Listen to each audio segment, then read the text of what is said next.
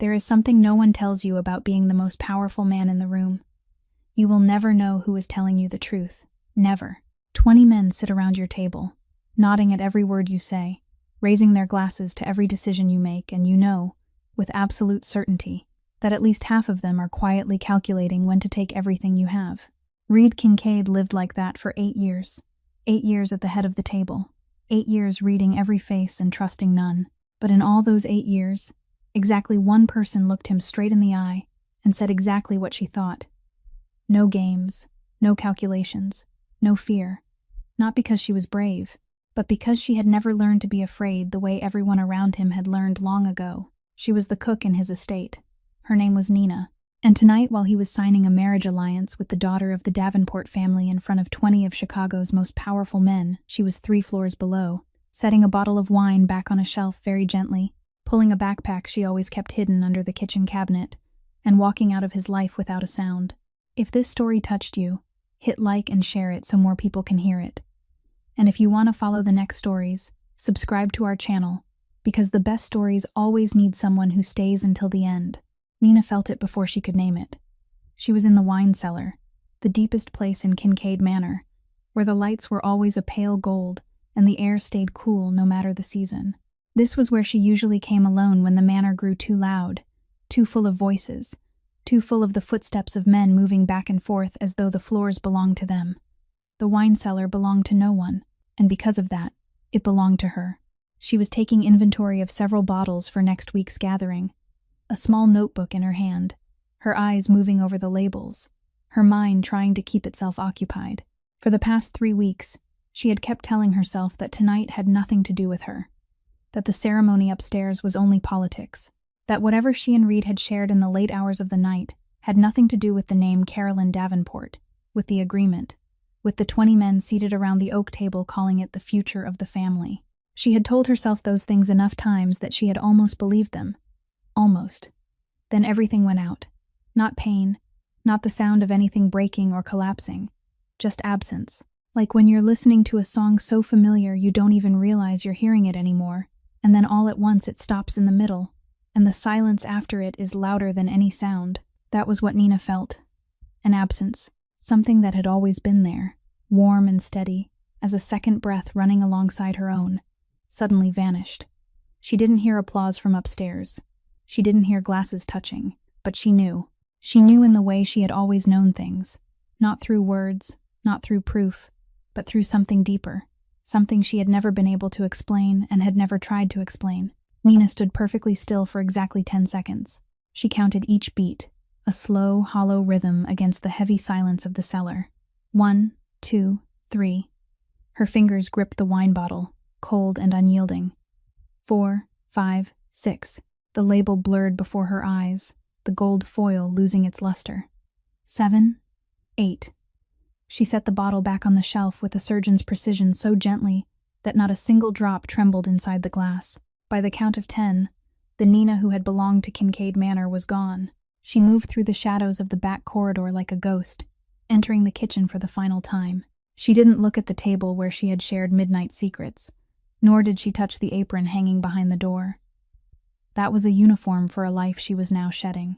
Reaching beneath the cabinet, she pulled out the worn backpack she'd kept hidden for 2 years, the only thing that truly belonged to her. She stepped out the back door without a sound. She didn't cry. Tears were a luxury for those who had a safe place to land, and Nina had none. In the rear lot, her old car sputtered to life. She drove out via the service road, turning off her GPS and ignoring her payroll card. She knew the Kincaid machinery too well. Every digital footprint was a trap. With only a roll of cash tucked into a zip bag at the bottom of her pack, she headed north. She didn't look back at the lights of the manor, because for the first time in 14 months, she was truly invisible again. 3 floors above her, in the large room covered in black carpet, Reed Kincaid was standing among 20 captains. The pen was still in his hand.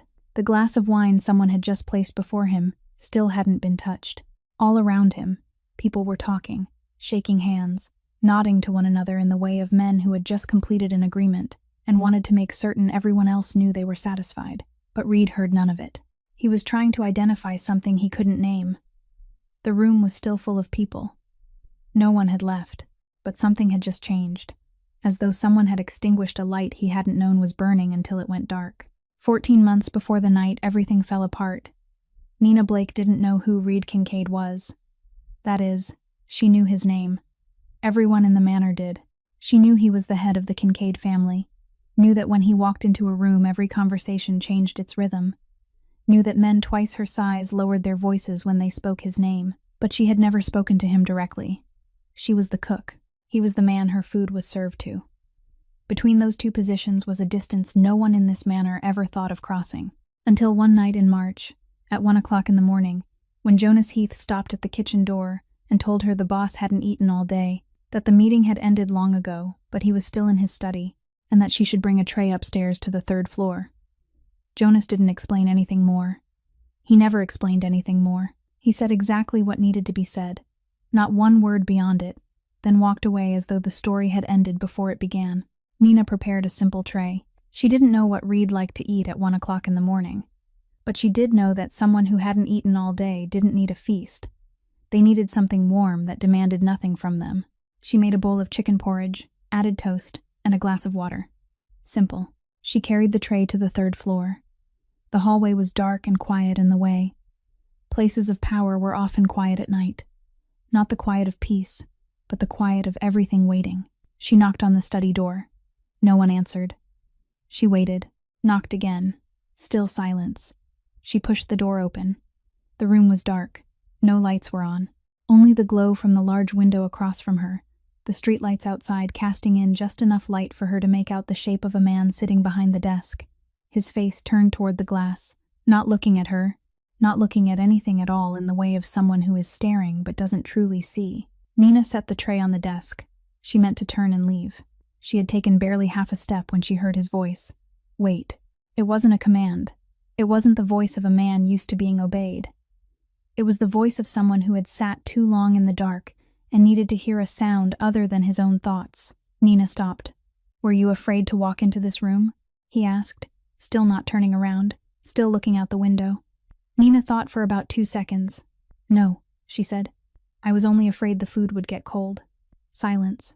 Then a sound from the desk, not quite laughter, but the closest thing to laughter Reed Kincaid had made in many years. She didn't know that then. She would know later. That night, Nina left the room after Reed finished the entire bowl of porridge without saying another word. She thought it would be the only time. But the next night, Jonas stopped again at the kitchen door. Same request, same clipped voice. The boss hadn't eaten. Bring it to the 3rd floor. And the night after that, and the night after that. After about 2 weeks, Nina realized Jonas didn't even need to come down to the kitchen and tell her anymore, because she had already begun preparing a tray at midnight as a habit. And after about a month, Reed stopped waiting for her to bring it upstairs. He came down to the kitchen. No warning, no explanation. He simply appeared at the kitchen door sometime after midnight, pulled out a chair at the corner of the table, and talked to her while she cleaned up or prepared things for the next day. They talked about small things, the weather, a book she was reading, an old film they both happened to like, then about larger things. He told her about his father, the man who had built the Kincaid family into an empire and died without leaving his son a single real relationship beyond power. She listened without offering empty comfort. Only silence and now and then a short, direct sentence placed exactly where it belonged. The kind of sentence no one around him would dare say because they were too busy calculating which words might benefit them. The kitchen became the only place in the manor where Reed allowed himself not to be the boss. There was the smell of food instead of the smell of leather and ambition. There was warm yellow light instead of the white light of the meeting room. There was Nina, who looked at him and saw a tired man instead of a name people either feared or wanted to use. 6 months after the night of that bowl of chicken porridge, Nina was teaching Reed how to slice onions at 3 o'clock in the morning. It was one of those nights when he came down to the kitchen later than usual, his eyes carrying that familiar look of a man who had spent too long in his study with too many numbers and too few answers. She didn't ask what was wrong. She had learned very early that Reed wasn't the kind of man you asked, "Are you all right?" and expected a real answer from. He was the kind of man who would speak when he was ready, and if you were patient enough not to ask, he would say more than you ever expected. That night, he didn't want to talk. He wanted to do something with his hands. So when Nina began preparing ingredients for the next day, He pulled a chair closer to the kitchen counter and said, "Teach me." Nina looked at him as though he had just said something in a foreign language. Then she handed him a knife and an onion and said, "Keep your hand steady. Cut from the top down. Don't press. Let the knife do the work." Reed Kincaid, the man before whom 20 captains weighed every word in meetings before speaking, was standing in the kitchen at 3 a.m, holding a knife and cutting an onion like a student in his first cooking class. He did it wrong. Of course he did it wrong. He pressed too hard. The blade slipped, and half the onion shot off the board, rolled across the kitchen floor, and came to rest at the foot of the spice cabinet. Both of them bent down to pick it up. And that was when everything changed. Not in the way it happens in films, with music swelling, with light falling at just the right angle, with someone speaking a line full of grand meaning. It was only 2 people bending down to pick up half an onion from a kitchen floor, their heads nearly touching, and when they both lifted their faces at the same time, their eyes were less than a handspan apart. Nina saw his eyes from a distance she had never seen them before, and in those eyes there was no power, no calculation, none of the coldness everyone in the manor had grown used to. There was only exhaustion, and something else, something softer, farther away, something he had hidden too carefully and for too long, so long that perhaps even he had forgotten he was hiding it. She didn't know how long she looked at him. Maybe 2 seconds, maybe longer, but when they both stood upright again, with half the onion still lying on the floor and neither of them picking it up and neither of them saying a word, she knew, and he knew too, that this thing, whatever it was, had crossed a line they both knew should never be crossed. They didn't kiss that night. They didn't touch. Reed set the knife down on the counter, sat back in the chair, and stayed silent for a long time. Then he spoke, his voice low and slow, as though he was speaking more to himself than to her. "For 8 years now, everyone who talks to me wants something. A position, a privilege, a guarantee. They laugh at the right moment, nod in the right place, and I've never known which of it was real." He looked at her. "You're the only person in 8 years who's talked to me without wanting anything at all." Nina leaned back against the counter. She stayed silent for a moment too. Then she told him, not because he asked, but because for the first time in a very long while, she felt that someone would listen without looking at her with pity. She told him she had grown up in foster care, that when she was little, she had lived with different families, and none of them had lasted long. No one ever explained the reason clearly. She only knew that every time she was moved, the adults looked at her with an expression she couldn't understand. Not hatred, but a kind of unease they couldn't name. The day she turned 18, she left. No plan, no destination. She simply kept going north, day after day, until there was no road left. "How did you know to come here?" Reed asked. "I didn't," Nina said. "I just stopped when someone gave me work. Ruth McAllister, the head housekeeper. Was that someone?" The woman who had looked at an 18-year-old girl standing at the manor gate with a backpack and the eyes of someone who had nowhere to return to, and said, "Kitchen, tomorrow morning. Don't be late." Nina had never been late a single day in more than 2 years, and she had never told anyone about Reed either, about the nights in the kitchen, about the way he laughed when no one was watching, about the way he said her name, not like a name, but like a place he wanted to stay. What existed between them had no name, because it wasn't allowed to exist. A cook with no family standing and the boss of the most powerful crime family in Chicago. The Council of Captains, the allied families, the delicate political machinery Reed had to keep balanced every day. Not one of them would ever accept this. Reed knew it. Nina knew it too. "I'll find a way," he told her one late night, his voice calm in the way it always was when he was promising something he truly meant to keep. "I need time, but I'll find a way." Nina believed him. 6 weeks before the night of the signing ceremony, Marshall Pruitt walked into Reed's study without knocking. It was his habit. 28 years of serving the Kincaid family had given him that privilege, or at least he believed it had, and Reed had never corrected him because until that moment, he had never had a reason to. Marshall was the one who had kept everything from collapsing when Reed's father died suddenly and left an empire to a 25-year-old man with no allies, only enemies and a chair everyone wanted to take. Marshall had taught Reed how to read a room, how to keep his voice steady while everything inside was burning, how to turn silence into a weapon stronger than any threat. 8 years. Reed had trusted him for 8 years, and because of that, when Marshall sat down in the chair across from the desk that evening and began in a voice so calm it was almost gentle. Reed listened. "I know about the cook," Marshall said. No circling, no pretense. He said it the way a man reads a test result, precise, without emotion, as though this information were a number on a spreadsheet, rather than a bomb placed in the middle of the table. Reed didn't react. He had learned not to react a long time ago, but inside his chest, something tightened. "I don't care about your personal life," Marshall continued. "I never have. But there are things the council will care about.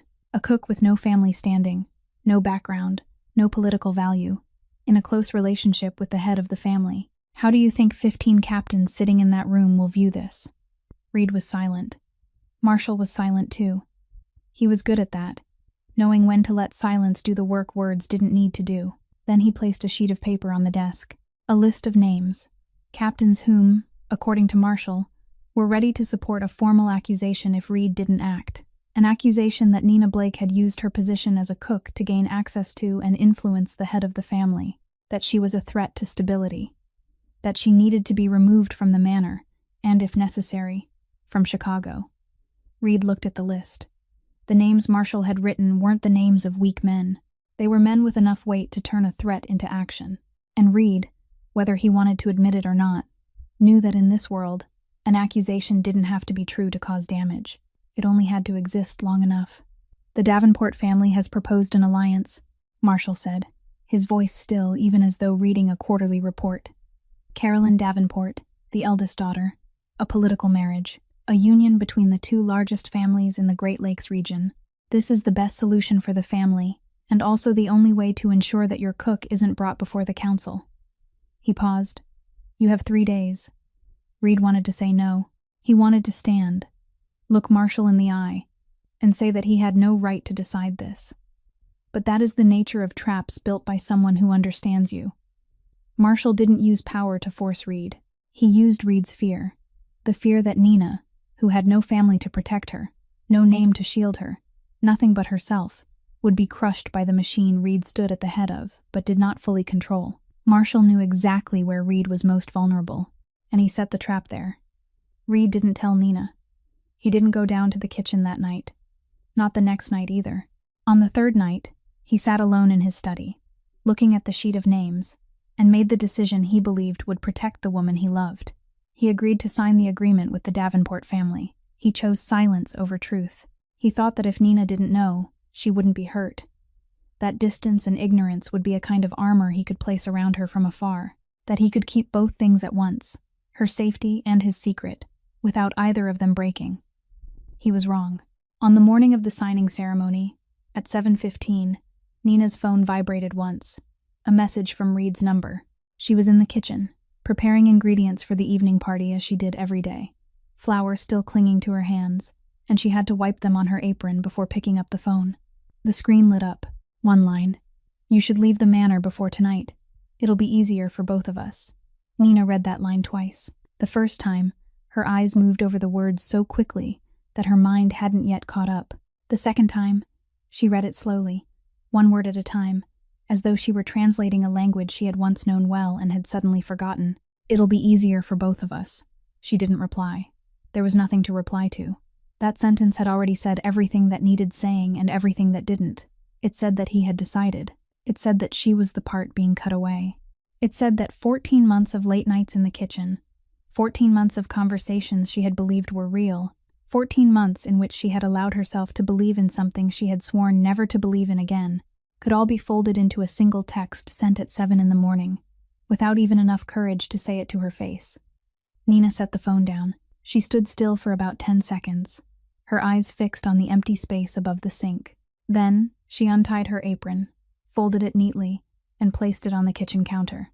She didn't know that message hadn't been sent by Reed. She didn't know that Tessa Pruitt, Marshall's 24-year-old daughter, had taken Reed's number from the family's internal communication system and typed that message on her father's orders at 6:50 that morning. She knew none of that. She only knew that the man she had trusted had just told her to disappear, and she had heard words like that enough times in her life to know that when someone tells you to leave, you leave.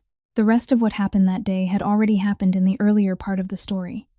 The backpack beneath the cabinet, the back door, the old car, northbound, No looking back. But there was one detail Nina told no one, and wouldn't tell for a very long time. Before leaving her room, she stopped at the bed. 3 weeks earlier, Reed had placed a handkerchief on her pillow. Folded inside it was a small note in his handwriting. She had read that note every night before sleep for 3 weeks, and each time she had put it away with care, as though it were the most fragile thing she had ever touched. That morning, when she slung the backpack onto her shoulder and prepared to walk out, her hand reached for the handkerchief on the pillow. She didn't know why she took it. She was angry enough to leave everything behind, but her hand still reached for it, in the way someone sinking in cold water still clings to anything that floats, even while trying to convince herself she doesn't need saving. She slipped the handkerchief into her coat pocket and left. After the signing ceremony, while the 20 captains were still downstairs shaking hands and raising glasses, Reed went up to the 3rd floor, not the 3rd floor where his study was, the back corridor leading to the staff quarters. He pushed open the door to Nina's room. Empty. The bed neatly made, the shelves clean. The folded apron on the small counter in the corner was the only sign that someone had once lived there. And on the pillow, where 3 weeks earlier he had placed the handkerchief with the handwritten note inside, there was nothing. She had taken it with her. Everything else she had left behind. Her work clothes were still folded in the drawer. Her spare shoes were still beneath the bed. But the handkerchief had gone with her. Reed stood in that doorway for a very long time. Downstairs, the manor was still celebrating. Music drifted upward through the wooden floors, threaded with laughter and the sound of glasses touching, the sounds of people satisfied with an agreement they believed was a victory. And Reed stood here, looking at an empty pillow, and understood something he wished he had understood 6 weeks earlier. She hadn't left because she hated him. Hate doesn't make you carry away the thing that hurts you. Hate throws the handkerchief in the trash and walks away light. She had taken it because she still held on, still needed it, still couldn't let go, even while running from the man who had given it to her. She had left because she believed he had looked at her and seen a problem that needed to be solved before the party began. Reed turned, walked straight to Marshall's room in the east wing of the manor. The older man was seated behind his desk, a cup of tea in front of him, wearing the expression of someone who had expected this meeting and had prepared for it. "Where is she?" Reed said from the doorway. Marshall set the tea down without hurry. She made her choice. It seems she understood the situation more clearly than you thought. "I didn't ask what she chose. I asked where she is." "I don't know. And frankly, this is what's best for the family, for the Davenport agreement, and for her." Reed looked at Marshall, looked at him for a long time. He didn't shout. He didn't strike the desk. He didn't raise his voice even half a step. And that was the most frightening thing about Reed Kincaid. He was at his quietest when he was farthest from calm. "If I find out you had anything to do with her leaving," Reed said, his voice level and low like water before a storm, "the next conversation we have won't look anything like this one." He turned and walked away. Marshall remained seated with his tea gone cold, his face unchanged, his hands steady. But in his eyes, if anyone had looked closely enough, there was something that looked like calculation beginning all over again. Nina drove north through that entire night and the day that followed. She didn't turn on the radio. She didn't listen to music. She didn't open the window. There was only the sound of the engine and the highway, and the darkness between the streetlights stretching out like the ticking of something slowly running out. She left Chicago at dusk, and by the time the sun rose again, she was already in Wisconsin. She kept going, not because she had a destination, but because stopping meant sitting still, and sitting still meant thinking, and thinking meant feeling, and she wasn't ready for that. The car ran out of gas in the afternoon of the second day, on a deserted forest road in northern Michigan, where the trees on both sides grew so tall they blocked out the sky, and the light filtered through the leaves in broken fragments instead of anything resembling sunlight.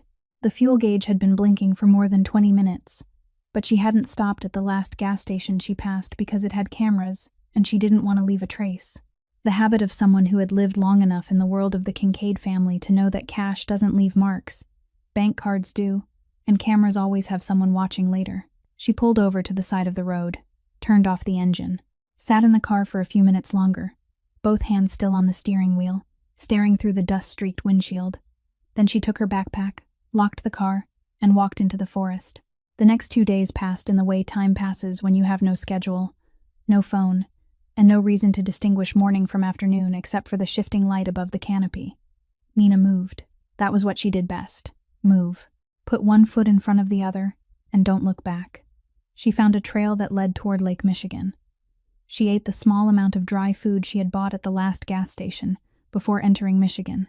She slept in short stretches beneath a large tree, her back against the trunk, sleeping in that half-awake state of someone who has never truly slept deeply anywhere, because she has never trusted that wherever she lay was safe. The second night, 3 o'clock in the morning, Nina sat on the shore of Lake Michigan, her feet touching the water. The water was so cold she could feel each toe going numb, but she didn't pull her feet back. The cold was the only thing she could feel clearly right now, and she needed to feel something, anything, because everything else inside her was empty. Not pain. Pain she knew how to endure. She had endured pain her entire life, and pain at least had shape, had weight, could be held up and examined and named as the thing that made it hard to breathe. What she was feeling now wasn't pain, it was emptiness. The kind of emptiness that comes from someone who has been left behind so many times that she is no longer surprised by it. How many families? How many years without a home?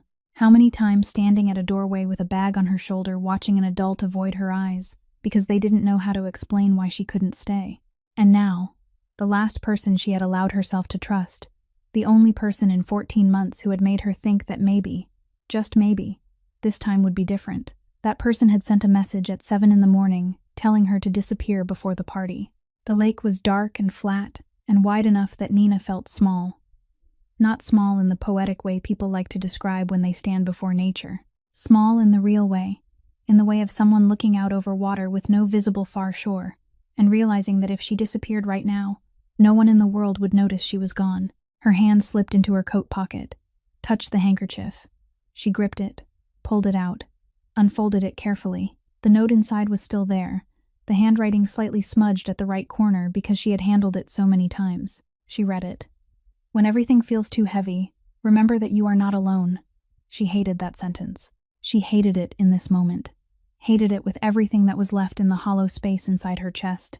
Hated it because it had once made her believe, because she had read it every night before sleep, and each time it had made her feel a little warmer, a little safer, a little less alone.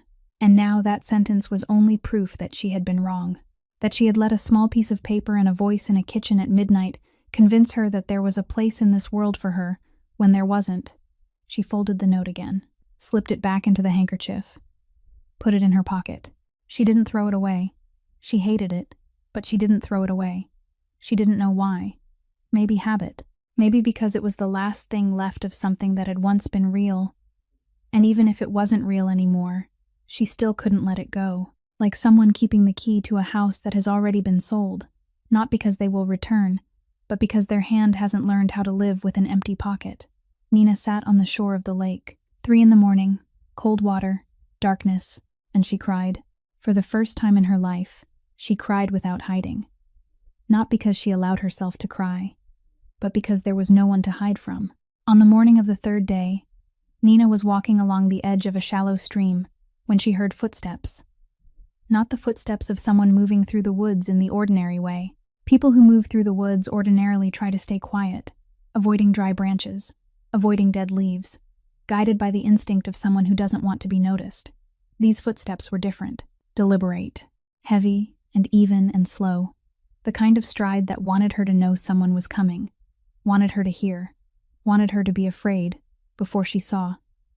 Nina stopped. She counted. 1 set of footsteps ahead, slightly to the left, 1 set behind her, farther away, and another, closer, from the opposite bank of the stream. 3 men. They stepped out almost at the same time, not by accident, but in the way of men who had done this many times and knew exactly how to set the formation. 3 men.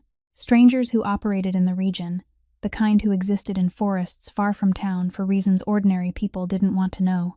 The one in front was half a head taller than the other 2, broad-shouldered, walking with the slow ease of a man who had never hurried because he had never needed to. He looked at Nina and smiled. There was no warmth in it. The kind of smile she had seen enough times in her life to know it wasn't a greeting. It was a declaration. And what came after it was usually not something you wanted to stay and witness. "Lost, sweetheart?" he said, drawing out the last word as though the question were only the shell and something else entirely lay inside it. Nina didn't run. She wanted to. Everything in her body was screaming that she should turn and run. But she didn't. not because of courage. Nina had never confused courage with instinct. She stood still because she had lived long enough and had been in enough unsafe places to know one very simple thing. Running turns you into prey. Standing still at least leaves you an unknown, and an unknown is always more dangerous than prey in the eyes of a hunter. She stood straight, looked directly into the leader's eyes, said nothing. The other two men began to move, splitting to either side, narrowing the distance in the practiced way of men who had rehearsed this before, and Nina understood with a cold clarity that she had about 30 seconds before this situation moved beyond anything she could control.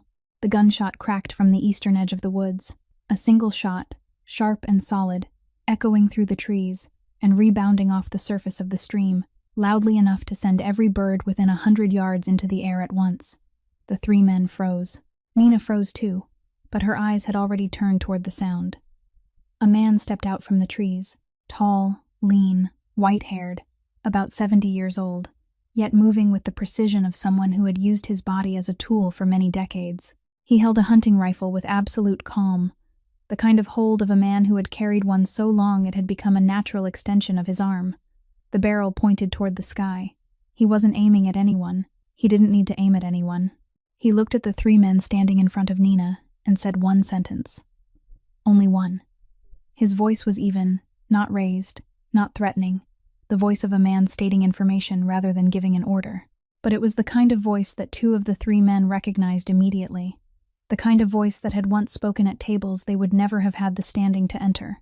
The kind of voice you hear only once in your life, and that one time is enough to teach you there are people in this world you don't test. The leader stood still for about 5 seconds, his eyes on the white-haired man, then back on Nina, then back on him. That second look lasted longer than the first. Then he nodded once, the smallest nod, the kind given by a man calculating very fast, and arriving at the conclusion that the prize wasn't worth the cost. He turned away. The other two followed. Within 30 seconds, the forest was quiet again, as though nothing had happened. The white-haired man lowered the barrel, rested it on his shoulder, and looked at Nina. "You've come a long way from anywhere safe," he said. His voice was calm, not judgmental, as though he were commenting on the weather. "I know," Nina said, and she was surprised her voice didn't shake. He looked at her a moment longer. In his eyes there was something Nina couldn't read at first. Not pity, not curiosity, but something like recognition, as though he were looking at something he had searched for a very long time, or had once seen in someone else many years ago. "I'm Walt Grayson," he said. "I live about 20 minutes from here on foot. You need a proper meal and sleep under a roof." He didn't ask her name, didn't ask where she had come from, didn't ask why she was alone in the middle of the woods. He only turned and started walking, with the easy certainty of a man who believed that if she was smart enough not to run when faced with 3 strangers, then she was smart enough to follow the man who had just saved her. Nina followed. Walt's house was small, set by the lake. The kind of house people build when they don't need to impress anyone, and only need a place to exist without being touched by the outside world. He fed her. Hot porridge, bread, clean water from a filter pitcher. He said nothing through the entire meal, only sat across from her with his tea and waited, with the patience of someone who had lived long enough to know that important conversations should never begin while a person is hungry. When Nina finished eating, he cleared the dishes and said, his voice still as even as it had been in the woods, "Sleep. There's a small room in the back. Questions can wait until tomorrow." The next morning, Nina woke to the smell of hot tea and the soft crackle of wood burning in the stove. She lay still for a few seconds, looking at the low wooden ceiling, trying to remember where she was. Then everything came back. The manor, the message, the lakeshore, the 3 strangers, the white-haired man. She sat up, and when she stepped into the front room, Walt was already seated at the table with his cup of tea, calm as though he had been sitting there his whole life, and would go on sitting there no matter who came out of the room and back. He placed a cup of tea in front of her without asking whether she wanted one. Then he sat in silence. Nina drank her tea. He drank his. The silence lasted, but it wasn't heavy. It was the kind of silence between 2 people who both knew the conversation would come when it needed to come, and neither of them was in a hurry. At last, Walt set down his cup, looked at her, and spoke. "I once knew someone who had eyes like yours." Nina looked at him. "Not the color," he said. "The way they look, as if they're reading something behind the words." behind the smile, behind the handshake. Most people look at the face in front of them and see what that person wants them to see. You look and see what they're hiding. Nina said nothing for a moment. Then she spoke, slowly, one word at a time, as though this was the first time she had ever said it aloud. I've always known when people are lying, since I was very small. Not because they look away or because their voice changes, not the signs people write about in books. I just know, as if their words are one layer, and beneath that layer is another one, and I always see the one underneath first. She paused. And emotions. I can feel what people are really feeling even when they're trying to hide it. People smile, and I know they're afraid. People stay calm, and I know they're angry. I don't know how to explain it. I just know. Walt nodded slowly. The nod of a man hearing confirmed something he had already guessed but needed to hear in her own voice. The person I once knew was the same way, he said. In the old power circles of Chicago, many decades ago, there was a name for people like you. They were called Ash Eyes. Nina looked at him. It's not supernatural, Walt said, as though he had read the question on her face before she could ask it. It's not magic, not mysticism, not anything except science. It's a form of emotional intuition at an extraordinarily sensitive level. An inborn gift. Rare. Very rare. The brains of people like this process emotional signals from others many times faster and more deeply than ordinary people do. They read micro-expressions, breathing patterns, shifts in tone, body language, all at once, at a level the conscious mind can't keep up with, so it rises as instinct, as if you simply know. He was quiet for a moment. These people used to be the highest advisors. In a world where every agreement is built on promises and every promise may be a lie, a person who can see through a lie is the most valuable thing you can possess. They sat in closed meetings and told the man in charge who was telling the truth, who was performing, who was preparing to betray him. What happened to them? Nina asked, because she knew, in the way she always knew, that this story didn't have a happy ending. What always happens to people who know too much truth, Walt said. The powerful families realize that a person who can read the truth doesn't only read the enemy. They read you too. They see every dirty arrangement you hide, every promise you don't keep, every alliance you build on deception. And that's more dangerous than any weapon. He looked out at the lake through the window. They were eliminated, one by one. Not all at once, not loudly. They simply disappeared, little by little, until the name Ash Eyes became something people mentioned only in old stories, like a legend, like something that no longer existed. He turned back to her. But a gene doesn't disappear just because people want it to. It hides. It passes through generations. And once in a very long while, it appears again in a child no one can explain. A child who always knows when adults are lying, who makes every household around her uneasy without anyone understanding why, who grows up feeling as though she sees the world in a kind of light no one else can see. Nina sat very still. She said nothing for a long while. She thought about all the years she had lived without understanding why she was different, why she always knew, why she always saw, why the people around her were uneasy and could never explain the reason. Can you teach me to control it? She asked.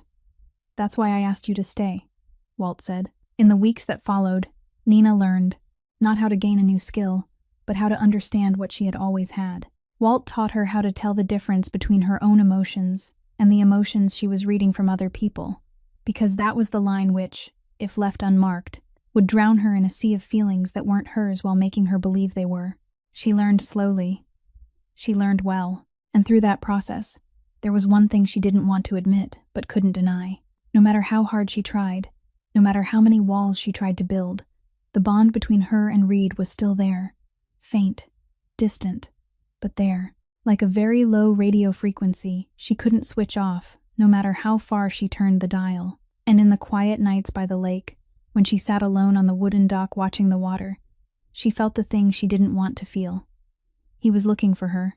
While Nina was learning how to understand herself on the shore of Lake Michigan, in Chicago, Reed Kincaid was tearing apart everything he had built over 8 years in order to find her. He began the very night he discovered her room was empty. Jonas was the first person he called, and the order was only 3 words. Find her. Jonas didn't ask who, didn't ask why. He simply nodded and got to work, because that was how Jonas Heath functioned. Receive the order, carry it out, ask no questions whose answers wouldn't change the action. Reed used every resource he had. The family's network stretched across the entire Great Lakes region, from Chicago to Milwaukee to Detroit. Dozens of connections in small towns, at truck stops, in bars along the highway, places ordinary people passed without noticing, but where the Kincaid family had eyes and ears everywhere. He called, he gave orders, he waited, and information began to come back. But it was wrong. Not wrong in the sense that no one knew anything. Wrong in the sense that someone was deliberately sending him in the wrong direction. A captain in the Western Territory reported that someone had seen Nina's car outside Milwaukee, heading toward Madison. Reed sent men to Madison. Nothing. Another captain reported that a young woman matching her description had rented a room at a motel near the Indiana border. Reed sent men to Indiana. Nothing. The third lead pointed south, in the exact opposite direction, and when Jonas checked it, the source turned out to be a man connected to a captain Marshall Pruitt had dined with privately 2 weeks earlier. Reed sat in his study at 3 o'clock in the morning, staring at the map on his desk with red marks across every location already searched, and he understood. Someone inside the family was blocking him. Not by accident, not through incompetence. Deliberately, systematically, and with enough authority to coordinate several captains into reporting false leads at the same time. He knew it was Marshall. He knew in the way you know when you look at a painting and recognize the brushstrokes. You don't need a signature to know who made it. But knowing and proving are two different things. And in this world, accusing the family's highest advisor without hard proof was no different from shooting yourself in the foot. So Reed didn't accuse him. He kept searching. And the manor began to talk. Rumors spread the way rumors always spread in places of power, fast, distorted, and repeated by people who lacked imagination, so they had to invent simple explanations for things they didn't understand. The boss abandoned his new bride to chase after a cook. The boss had been bewitched. The cook had used her position to get close to power. Small stories were told in hallways, in parking lots, in late-night calls between captains, and each time they were retold, another invented detail was added, while the truth sank farther away beneath layers of lies. Carolyn Davenport, who by the terms of the agreement should by now have been Reed's wife, said nothing publicly. She moved through the manor with the self-possession of someone watching very carefully and speaking very little, and that made Reed respect her, even though he had no time to say so. On the 15th day, Jonas came to Reed's study with information he delivered in a flatter tone than usual. The tone Jonas used when the news was bad enough not to need any extra emotion. Marshall had met privately with the 4 most senior captains over the past week. The contents of those meetings had not been recorded officially, but Jonas had his own sources, and those sources reported that Marshall was proposing something very specific, that Reed Kincaid was no longer stable enough to lead the family, that his decision to abandon everything in pursuit of a cook was proof of lost control, and that the family needed someone to hold temporary authority until Reed recovered. Reed listened. He said nothing for about a minute. A minute is a very long time when you are sitting across from Reed Kincaid waiting for him to react. Jonas stood still and waited, because he knew Reed wasn't silent because he had nothing to say, but because he was deciding. And when Reed decided, everything afterward moved very fast and did not turn back. "I'm handing temporary operational authority to you," Reed said. Jonas looked at him. "Not to any captain," Reed said. "To you. I don't trust anyone else in this family right now, and I won't pretend that I do." It was a decision that broke every order of things. A bodyguard does not take command. That wasn't how any family in history operated, and Reed knew that. And he also knew that this decision would hand Marshall more ammunition, more proof to support the claim that the boss had lost his mind. But Reed knew something else too. Out of the 20 men he had sat at a table with for 8 years, Jonas Heath was the only one who had never wanted his chair. And in this world, that was the closest thing to loyalty a man could find. "Are you sure?" Jonas asked, not with doubt in his voice, with the voice of a man wanting to be certain that the one giving the order had seen every consequence and was still choosing to go forward. Reed looked at Jonas. "If I lose her, what am I keeping the family for?" Jonas said nothing. Then he nodded. One single nod, firm and clean. The nod of a man who didn't need to hear anything else. Reed stood up. He left the manor that night alone, with one car and a new direction that this time had not come from any captain. It came from the owner of a small bar in a lakeside town, the only contact in the network who wasn't under Marshall's influence. A man who remembered a young, dark-haired woman traveling alone, asking for directions into the northern forest. Reed drove north. This time, he didn't send men ahead. This time, he went alone. While Reed was driving north, at Kincaid Manor, Carolyn Davenport was doing something no one expected from a political bride who had just been abandoned. She was thinking. Carolyn's position in the manor at that moment was something no one could clearly define, including Carolyn herself. She wasn't a wife, because the signing ceremony had been an alliance agreement, not an official wedding, and the groom had disappeared from the manor that very night to chase after a cook. She wasn't a guest, because a guest has the right to leave at any time, and Marshall Pruitt had spoken with her privately on the second day after the signing, in a tone that was polite but unmistakable, telling her that her presence in the manor was necessary to maintain the agreement, that this was only a temporary phase, that Reed would return soon, and everything would proceed according to plan. Carolyn listened, nodded, and didn't believe a word of it. She was a daughter of the Davenport family. She had been raised in a world where every sentence carried two meanings, and every smile had a purpose. She knew when someone was managing her instead of speaking to her, and Marshall Pruitt was managing her. But Carolyn didn't leave. Not because she was being forced, because she wanted to understand. Too many things didn't fit. Reed Kincaid wasn't the kind of man who abandoned everything to run after a girl simply because of attraction. She had met enough powerful men in her life to know the difference between a man who was infatuated and a man who was desperate. Reed wasn't infatuated. Reed was desperate. And that desperation had a shape entirely different from the one the rumors in the manor described. She began to ask questions, not directly, because direct questions in an environment like this only bring you prepared answers. She asked in circles, small questions, questions that seemed harmless, to people she recognized as likely to know more than they were saying. Ruth McAllister, the head housekeeper, was the first. Carolyn asked Ruth about the kitchen staff in a light, social tone, and Ruth answered in a shorter voice than usual, with the kind of clipped interruption used by someone protecting another person, without wanting to make clear whom she was protecting. Carolyn took note. She asked a few other staff members about the kitchen schedule, about who usually worked the late shift, and received evasive answers, paired with averted eyes that showed they knew more, and had been told by someone not to speak. Carolyn took note of that too. She assembled the pieces, one small piece at a time, like putting together a picture when all you have is the outer edge and have to guess the center. And the picture that began to emerge looked entirely different from the version her family had been shown before she came to Chicago. One morning, around the 12th day after the signing, Carolyn encountered Jonas Heath in the hallway of the East Wing. Jonas was walking quickly, with the stride of a man who had things to do and no time for polite conversation. Carolyn stopped him with a single sentence, spoken plainly and without detour, because she had already assembled enough pieces to know that detouring with Jonas Heath was a waste of time for both of them. Marshall knew about the cook before I came here, didn't he? Jonas looked at her. He didn't look at her the way most of the men in the manor looked at her, meaning they looked at a political bride, at a Davenport daughter, at a position instead of a person. Jonas looked at her the way he looked at everything, with quick, accurate judgment and honesty inside his silence. "That's not something I can confirm or deny," he said. "Then it's true," Carolyn said. Jonas didn't answer. He didn't deny it a second time either. And sometimes, the absence of a denial is the clearest confirmation you can receive. Carolyn turned and went back to her room.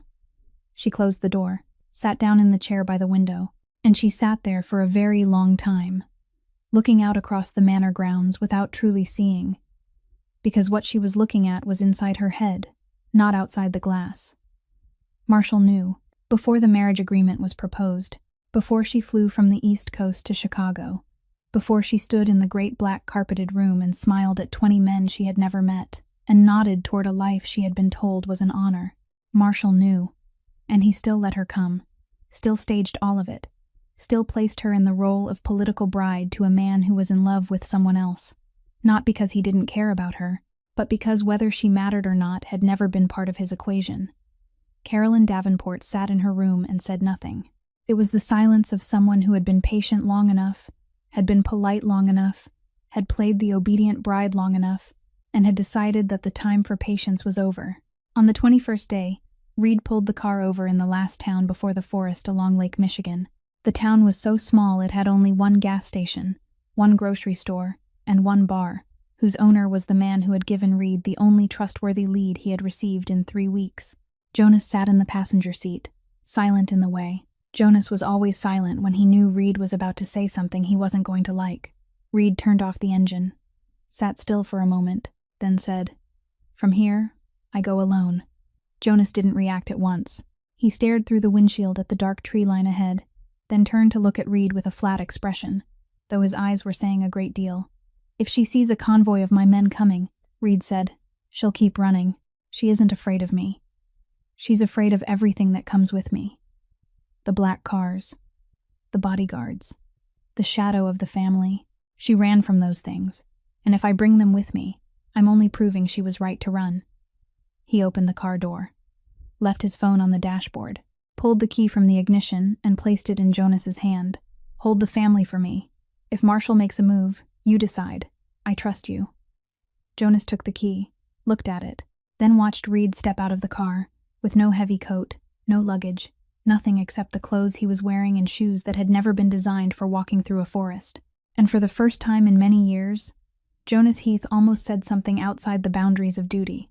Almost. But he didn't.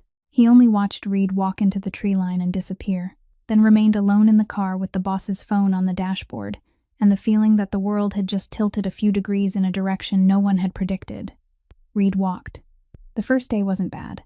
He followed the trail the bar owner had pointed out, heading north along the lake, through alternating stretches of sparse woods and dense forest. He didn't know where to find Nina. He only knew she had gone this way, and of all the things he had right now, that was the only one. On the second day, he lost the trail. The forest thickened. The light grew thinner, his shoes weren't made for the terrain, and began rubbing his heels raw until every step reminded him that he didn't belong in this place. Reed Kincaid, the man before whom 20 captains bowed their heads, the man whose phone call could shake the entire Great Lakes region, was walking alone in the woods with blistered feet and no idea where he was going. And for the first time in 8 years, he wasn't the boss. He wasn't the head of the table. He wasn't the name people feared or wanted to use. He was only a man searching for the woman he had lost, on his own feet, with nothing else. Walt Grayson saw Reed before Reed saw Walt. He had been watching since Reed entered the lake region. 20 years of living in these woods had taught him to recognize every unusual movement, and a man dressed like the city, wandering through deep forest, was unusual by every definition. He didn't approach at once. He observed. He watched the way Reed moved, the way he stopped at every fork and chose a direction not by map or compass but by something else, by instinct, by feeling, by the way a man moved when he was completely lost and still refused to turn back. He found Reed on the afternoon of the second day, sitting on a fallen tree beside an old trail, motionless, his hands hanging at his sides, his head slightly bowed, his eyes lowered to the ground without truly seeing it. He wasn't crying. Reed Kincaid didn't cry, but there was something worse than crying on his face. Exhaustion. Not the exhaustion of a man who had walked too far, the exhaustion of a man who had carried something too heavy for too many years, and had just set down the last thing that had kept him standing, and now there was nothing left to carry, so his body no longer knew what to do with 2 empty hands. Walt walked over and sat beside the fallen trunk, about an arm's length from Reed. He said nothing. He took a bottle of water from his pack and placed it between them. Reed looked at the bottle, then at Walt, then picked it up and drank. They sat in silence for a long time. The forest moved around them, birdsong, whined through the leaves, water running somewhere in the distance, the sounds of a world that didn't know and didn't care that 2 men were sitting on a fallen tree in the middle of it. At last Walt spoke. "She's at my place." Reed looked up. In his eyes there was something Walt had seen many times in his life, in many different people, and yet it had never lost its weight no matter how many times he had seen it. Hope. The kind of hope carried by a man who had prepared himself for the worst and was suddenly told the worst had not happened. "But you don't get to see her today," Walt said. Reed opened his mouth. Walt raised a hand. "You need a bath. You need food. And you need to sit down and write out everything you want to say to her. Write it. By hand. On paper." "I can say it to her directly," Reed said. "No," Walt said, calm but firm in the way of a man who wasn't arguing but stating a fact. "You can't, because when you stand in front of her, you'll say the wrong thing.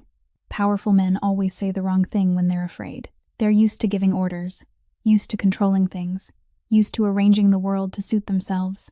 And when they stand before the person they can't order, can't control, and can't arrange, they panic, and they say the wrong thing. Write it down. Write until every sentence is true. Then I'll give it to her.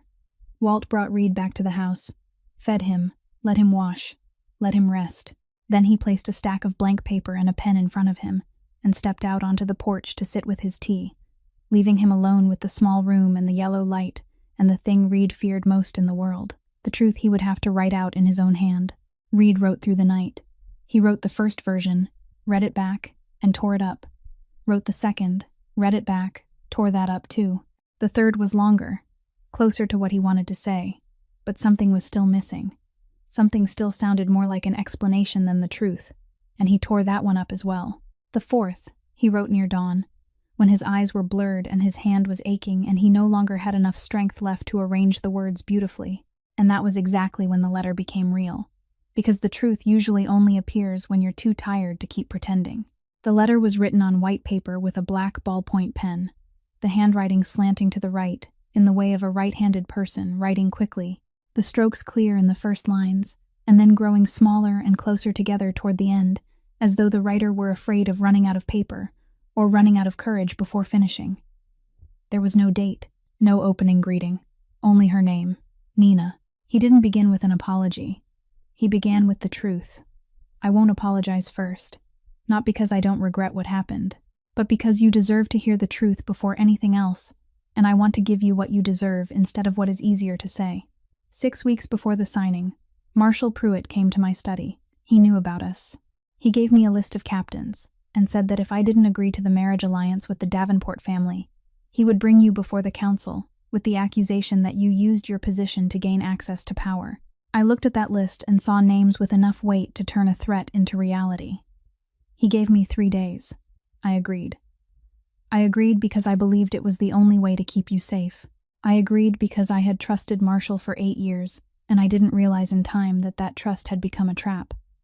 I agreed, and I didn't tell you. That's something I have to live with. I made a decision alone that should have been ours. I chose to keep you in the dark and called it protection, when in truth it was fear. I was afraid that if I told you the truth, you would stay and fight, and I was afraid that fight would crush you because you have no family, no shield, nothing except yourself. I was wrong. Not wrong because the outcome was bad. Wrong because I looked at you, the person I know better than anyone in this world, and still didn't believe you were strong enough to face the truth with me. That is the greatest disrespect I have ever shown you, and I know it. Now comes the part I need you to read slowly. The message you received that morning, the one telling you to leave the manor before the evening, I didn't send it. I didn't write it. I didn't know it existed until I went back to your room and found it empty. Tessa Pruitt, Marshall's daughter, sent it from my phone. He arranged it. He knew that if you believed I told you to go, you would go, because you trust me. And he used that trust to push you out of my life before I realized what he had done. You left because you thought I chose convenience over you. You thought I looked at you and saw a problem that needed to be solved before the party. I need you to know that isn't the truth. It has never been the truth. Not for a single second in 14 months have I looked at you and seen anything other than the person I wanted to sit beside at 3 a.m. in a kitchen that smelled like food, instead of the world I have to live in, every day. I've been searching for you for 23 days. I've lost your trail, been sent in the wrong direction, been blocked by my own people. I nearly lost the family because Marshall used my absence to push for my removal. I gave operational authority to Jonas, because he's the only one I still trust, and I drove alone to this forest and left the car, left the phone, left everything, because I understand that if you see me arrive with men and power, you'll keep running, because you aren't afraid of me. You're afraid of the shadow I carry. I'm outside Walt's house. I'll wait here. If you want me to leave, I'll leave. If you want me to stay, I'll stay. I won't knock. I won't force this. I've made enough decisions for you. This time, the choice is yours. One more thing. I've spent all this time thinking about how to end this letter. A promise. A vow. Something large enough to make you believe this time will be different. But I don't have any promises I haven't already broken. So I'll give you a small truth instead of a large promise. You once asked me why I came down to the kitchen that first night. The night Jonas asked you to bring food to my room. I told you it was because I was tired. That was the only time I ever lied to you. I came down because I heard you singing while you were washing dishes. I didn't know the song. I didn't know the words. I only knew it was the first time in 8 years I had heard a sound in that manner that carried no calculation at all. No one trying to impress. No one performing. Just a person singing softly because she thought no one was listening. I wanted to sit near that sound. That's all. Read. Walt gave the letter to Nina in the morning, when the light through the window was still pale gray, and the lake outside was so still it looked like glass. He didn't say anything. He only placed the paper, folded into quarters, on the table in front of her, then took his cup of tea and stepped out onto the porch, closing the door softly behind him, leaving her alone with the small room and the letter. Nina looked at the paper. She didn't pick it up at once. She sat there looking at it for a long time, as though that paper were a door, and she was deciding whether she wanted to know what was on the other side of it, because once you read, you can't unread. Once you know, you can't go back to not knowing. And Nina, who had spent her entire life building walls between herself and the things capable of hurting her, understood very well that this letter, whatever it said, would break one of those walls. She picked it up, opened it. Read. The first time she read quickly, her eyes running over each line as though searching for one specific word, one specific sentence, something that would tell her at once whether this was real or just another careful kind of explanation, the kind she had grown used to receiving from men who wanted something from her. She folded the letter shut, sat still, then opened it and read it a second time, this time more slowly, sentence by sentence. She read the part about Marshall and saw the pieces she had felt but had never fully seen. She had known Marshall disliked her, known it in the way she always knew things, through the layer of feeling beneath words, but she hadn't known the extent of it. She hadn't known he had built an entire trap around Reed, using Reed's own fear of losing her. She read the part about the message, and her breathing stopped for half a second. The message hadn't come from Reed. That line she had read over and over again that morning, the line that had confirmed every fear she had carried all her life, the line she had believed was the final proof that she wasn't meant to stay, hadn't been his. Tessa Pruitt, Reed's phone number. A message designed with perfect precision to strike the oldest wound inside her and make her run. And it had worked. She folded the letter again, opened it, read it a third time. This time she read to the end, and stopped there. You once asked me why I came down to the kitchen that first night. Nina read that part and everything around her became very quiet. Not the quiet of the room, the quiet inside her. The kind of quiet that happens when something touches a place so deep that sound can't reach it. She sang very softly when she washed dishes, almost under her breath. She had done it since childhood, in the kitchens of the families she had lived with, in the late nights when she washed dishes alone and believed no one was listening. It wasn't a secret. It was simply something too private, too small, too entirely hers for anyone ever to notice. No one in 21 years of her life had ever mentioned it, because no one had ever heard it. And Reed had heard, from the very first night. He had heard her singing through the kitchen door, and he had said nothing. Not that night. Not on any of the nights that followed. For 14 months, he had known, and he had kept it to himself, as though that singing were something too fragile to bring into the light. And he had been afraid that if he spoke of it, she would stop singing. Nina didn't need the Ash Eyes gift to know this letter was real. She didn't need to read beneath emotion, didn't need to analyze, didn't need any of the things Walt had taught her in the past weeks, because no one could invent that detail. Not Marshall, who knew everything about the family but didn't know she sang while washing dishes. Not Tessa, who knew Reed's phone number but didn't know Nina existed beyond the role of cook. Only Reed. Only the man who had sat in the darkness on the other side of the kitchen door at 1 o'clock in the morning and listened to a small sound the whole world had missed. Nina folded the letter again. She stood up. She walked to the door, and she stopped. She stood just behind the wooden door, not yet opening it, her right hand lifting and resting against the surface of the wood. Her palm lay there lightly, as though she were touching something alive. On the other side of that door, Reed was standing. He had been standing there since morning, exactly where he had said he would be in the letter, not knocking, not calling, not pressing, and his left hand was resting against the outer side of the door, the same place, the same height. Their hands were separated by 3 inches of oak, and neither of them knew the other had placed a hand in the exact same spot, but both of them had. Nina opened the door. When the door opened, Nina saw Reed, and the first thing she thought was that he looked terrible. Truly terrible. Dark circles under his eyes, stubble grown in unevenly, hair stuck to his forehead, clothes wrinkled like a man who had worn them for days without once thinking of changing. He looked like everything Reed Kincaid would never allow himself to look like in front of anyone. And because of that, he looked more real than he ever had in any moment she had seen him before.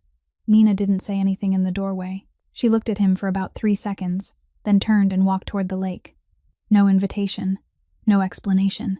She simply went and left it to him to decide whether he would follow. He followed.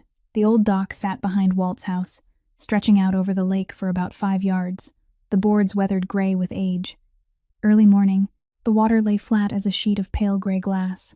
Nina sat down on the edge of the dock, her legs hanging above the surface. Reed sat down beside her, leaving enough space that she wouldn't feel crowded, close enough that she would know he was there. They sat in silence for a long time. The sound of the lake, the sound of birds beginning the morning, the light touch of wind moving across the water. Then Nina spoke, her eyes still on the lake, not on him. I read that message at 7:15 in the morning. I was in the kitchen.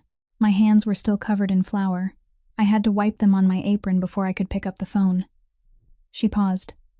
It'll be easier for both of us. That's what I read, and I thought, so that's it. 14 months. All those nights. All those times you sat in that kitchen and told me things I thought you'd never told anyone. All of it folded down into one line in a text at 7 in the morning. Not even a call. Not even looking me in the eye and saying it. She turned to look at him. I didn't think you chose Carolyn. I knew it was politics. I understand how your world works. But I thought you looked at me and decided the simplest thing was for me to disappear before everything got complicated. I thought you looked at me and saw a mess that needed to be cleared away before evening. Reed said nothing. He listened. He listened in the way he had learned over 8 years at the head of the table. But this time not for strategy. Not because he was measuring the room, but because what she was saying hurt enough that any word from him now would be the wrong one. And the worst part, Nina said, her voice lower now, slower, wasn't that I thought you'd chosen someone else. The worst part was that I thought you looked at me and saw exactly what everyone else always has. A girl who belongs nowhere. A girl who moves through other people's lives without leaving a mark deep enough for anyone to want to keep. Silence. The lake reflected the gray sky without adding any color of its own. Reed spoke slowly, his voice low. Not the boss's voice. Not the voice of a man used to controlling boardrooms, but the voice of a man trying to say the right thing and knowing that if he said the wrong one now, everything would be lost. I didn't send that message, and I've never looked at you and seen a problem. I looked at you and saw the only person in 8 years who made me want to become better than the man that Chair requires me to be. He stopped. But I was wrong, and you deserve to know exactly where I was wrong, he told her, not by repeating what the letter had already said, because she had read it, but by telling her the things the letter couldn't hold fully enough. He told her about the 23 days, about the false leads Marshall had arranged, and how every false lead meant another day of not knowing where she was, whether she was safe, whether she was still alive. He told her about the 15th night, when Jonas had reported that Marshall was pushing to remove him, and he had been forced to choose between going back to hold the family together or continuing to search for her. He told her that he had given authority to Jonas and kept driving, because when he looked at the question, keep the family or find you, the answer had been so clear it hadn't required thought.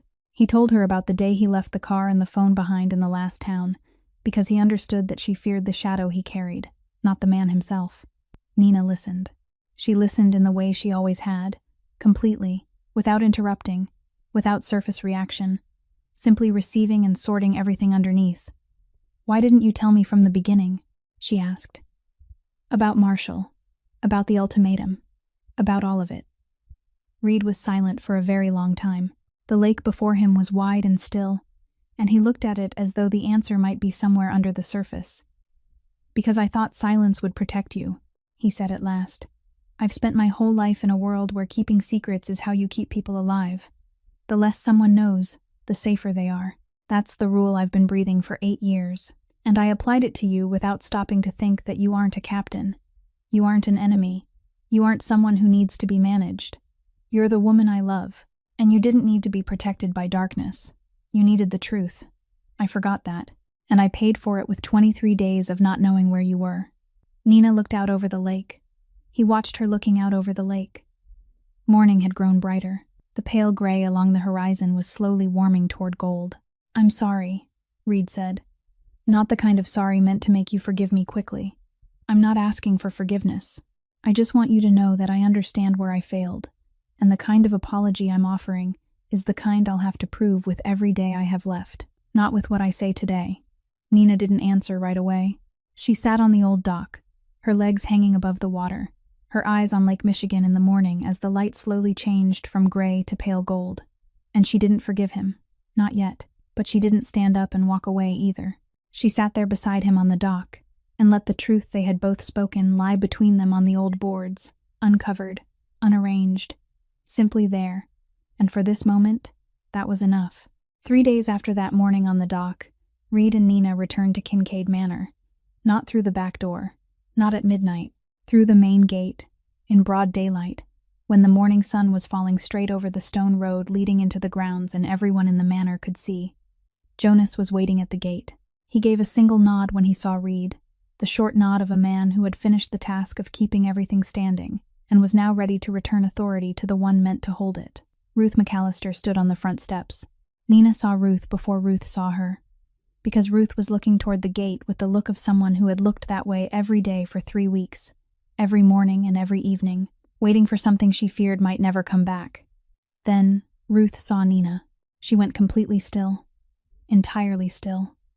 Her right hand gripped the doorframe, her knuckles gone white. Her face held no expression, not because she felt nothing, but because she was feeling too much for her face to know what to do with it. Nina crossed the yard, followed the stone path, climbed the steps, stood in front of Ruth. Ruth opened her mouth. No sound came out. She closed it, opened it again, and one single sentence, her voice breaking on the second word, spoken with everything that 23 days of waiting had laid on her shoulders. "I thought you were dead." Then Ruth pulled Nina into her arms. It was the way older people hug, not letting go.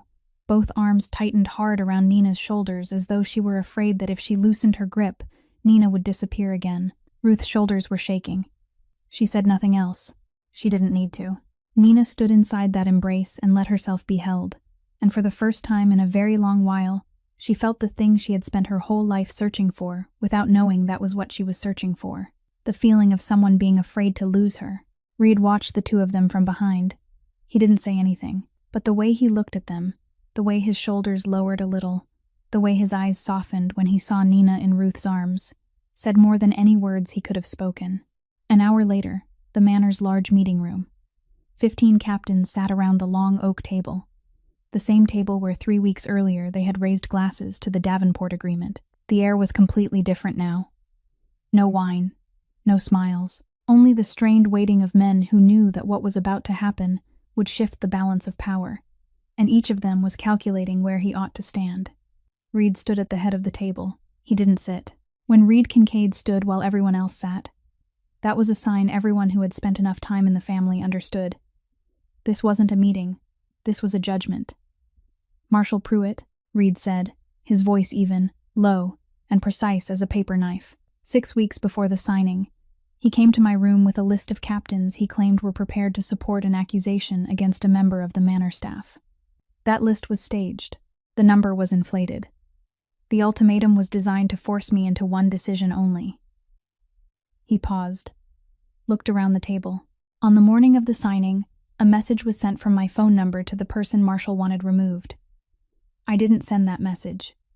Tessa Pruitt sent it, under her father's instruction, and in the 23 days that followed, while I searched for the person that message had driven away, Marshal Pruitt directed at least 3 captains to provide false information to obstruct me, while also approaching senior captains to propose removing me from leadership. The room stayed silent. Marshal Pruitt sat on the eastern side of the table, between 2 captains whose loyalty he had spent years carefully building. His face didn't change.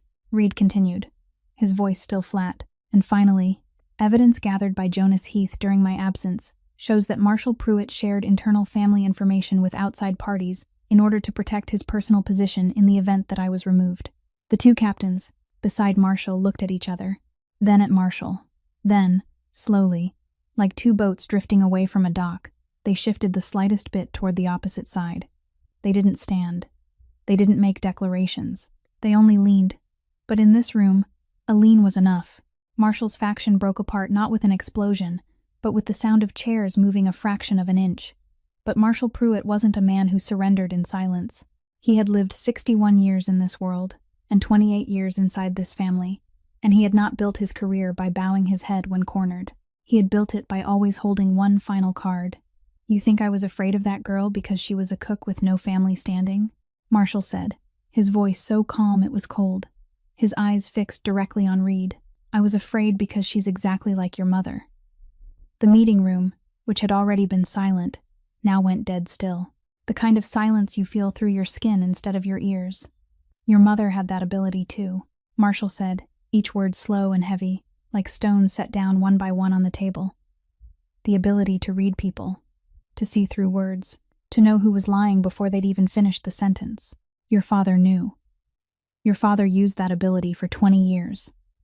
Every meeting, every agreement, every alliance. She sat beside your father and told him who was pretending and who was real. She was his most valuable weapon." Marshall stopped. And when he spoke again, his voice changed, only slightly, but enough for Nina, who was standing at the back of the room, to feel what she had learned to read in the weeks by the lake. Not anger, not ambition, but regret. When your mother wanted a life of her own, your father refused to accept it. She stayed in this manner, and little by little lost the will to live, day by day, month by month, until she faded in silence, and no one, not even your father, understood in time that she had been exhausted long before that. Marshall looked at Reed. "I saw it happen. I stood in this manner and watched it happen, and did nothing. And when I saw that girl, saw the way she looked, saw the way you looked at her, I knew what would happen. You would do exactly what your father did. You would keep her. You would use her. And you wouldn't let go until she broke. I drove her away because I didn't want to watch it happen again." The room stayed silent. 15 captains sat motionless. Reed stood at the head of the table, and his face, the face no one in that room had seen lose control in 8 years, was now being held still with everything he had. From the back of the room, Walt Grayson, who had returned to the manor with Reed and Nina, and had stood in silence at the corner throughout the meeting as though he were only a shadow, nodded once. One single nod. And everyone who saw it understood that Marshall Pruitt, however complicated his reasons might have been, had not lied about this. Nina stepped out from the back of the meeting room. She walked between the 2 rows of chairs where the 15 captains sat motionless, through the eyes turned toward her with every kind of expression, all of which she could read, and none of which she cared about at this moment. She went straight to Marshall Pruitt. He had been watching her from the moment she began to move, with the eyes of a man prepared for several different reactions, but not entirely certain which one would come. Nina stopped in front of him. She didn't shout. She didn't cry. She didn't tremble. She spoke in a voice that was level and clear, each word laid down the way someone places stones onto a scale. "You were afraid because you saw his mother in me," she said. "I understand that. You watched a woman like me get kept in this manner until there was nothing left of her. And you didn't want to watch that happen again." She paused. Marshall looked at her, and on his face, for the first time since the meeting began, there was something other than control. Something like waiting, the kind of waiting of a man who knows the next blow is coming and knows he deserves to take it. "But you forgot one thing," Nina said. "His mother was never given a choice. No one asked whether she wanted to stay or wanted to go. No one put the truth in front of her and said, 'This is what is happening. Now choose.'" She looked directly into his eyes. "You didn't give me a choice either. You decided for me. You decided I would be crushed, so you pushed me away before I had the chance to prove you wrong. You did exactly the thing you said you were trying to stop. You and his father are more alike than you think." Marshall Pruitt said nothing. He sat in silence, and that silence wasn't the silence of a man preparing a rebuttal. It was the silence of a man who had just heard a sentence he couldn't deny, couldn't bend, couldn't turn aside with any argument or strategy he had used for 28 years, because she was right, and he knew it. Reed spoke. His voice returned now to that cold, controlled calm that belonged only to him. The kind of calm everyone in the room knew was the most dangerous kind. "Marshall Pruitt leaves the manor before tomorrow morning. He holds no position in this family from this moment forward. Marshall nodded. One single nod, slow, from a man who had fought his last fight and lost, and was old enough to know that when you lose, you stand up and walk away. You don't stay lying on the floor. Tessa Pruitt, Reed continued, acted under her father's direction. She is 24 years old. She will remain in the manor and work at the lowest level, under supervision, not as punishment, as a chance to understand what this world looks like from the point of view of someone without power. If she learns that, she'll become better than her father. If she doesn't, that's her choice. Tessa Pruitt, seated in the back row, pale as paper, nodded without looking at anyone. That afternoon, Reed called Carolyn's father. Mr. Davenport listened to everything Reed said without interrupting, with the cold patience of a man who had built a family by knowing when to listen and when to speak. When Reed finished, Mr. Davenport was silent for 3 seconds, then said, "My daughter isn't a chess piece, Reed. If you'd treated her properly from the beginning, we wouldn't need this call." "You're right," Reed said, "and I owe her an apology in person, not over the phone." Silence. Then Mr. Davenport said, "Good, that's enough." Carolyn sought out Nina that evening, when Nina was sitting in the small room Ruth had prepared for her, not the old room in the staff quarters, but a room on the second floor, a room for someone who stayed, not someone who served.